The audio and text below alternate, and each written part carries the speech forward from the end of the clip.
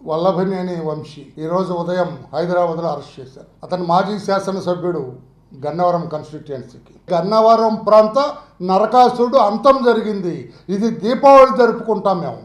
ఆ రోజున నరకాసురుడి వధ జరిగితే ప్రపంచవ్యాప్తంగా దేశవ్యాప్తంగా ఎలా దీపావళి జరుపుకుంటారో ఈ రోజున ఈ గన్నవరం నరకాసురుని అరెస్ట్ చేస్తే ఇదొక నరకాసుర వధ అని గన్నవరం ప్రాంత ప్రజలందరూ కూడా సంతోషపడుతున్నారు. మార్నింగ్ నుంచి ఏ టీవీలు చూసినా కూడా జేజేలు పలుకుతున్నారు.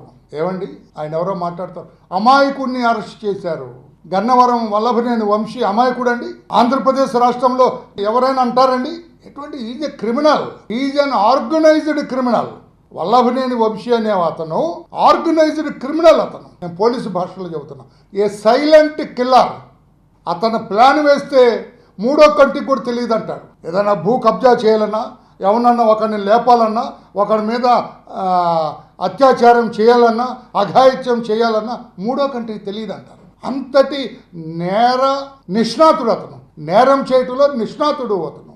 పార్టీ కార్యాలయం తగలబెట్టారు. నేను కూడా నెక్స్ట్ డే వెళ్ళాను. అక్కడ తగలబెట్టి మా వాళ్ళందరినీ కొట్టి మా వాళ్ళందరినీ అక్కడి నుంచి తరిమేసి మరలా మా వాళ్ళ మీదకే కేసు పెట్టిన ఘనాపాటి. అందుకన్నారు ఆర్గనైజ్డ్ క్రిమినల్.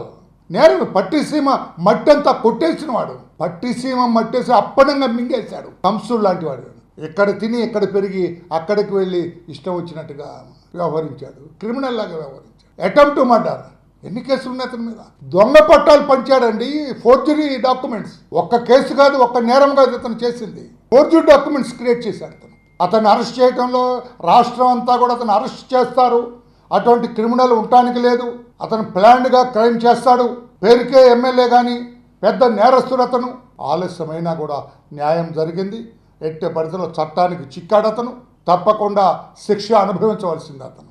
2 రోజులు ఆలస్యం అవ్వచ్చు కానీ కానూన్ కా హాత్ బహుత్ లంబీ అయ్యి చట్టం చేతుల్లో నుంచి ఎవరు తప్పించుకోలేరు. దానికి నిదర్శనం ఉదాహరణ ఈ రోజున వల్లభనేని వంశీ.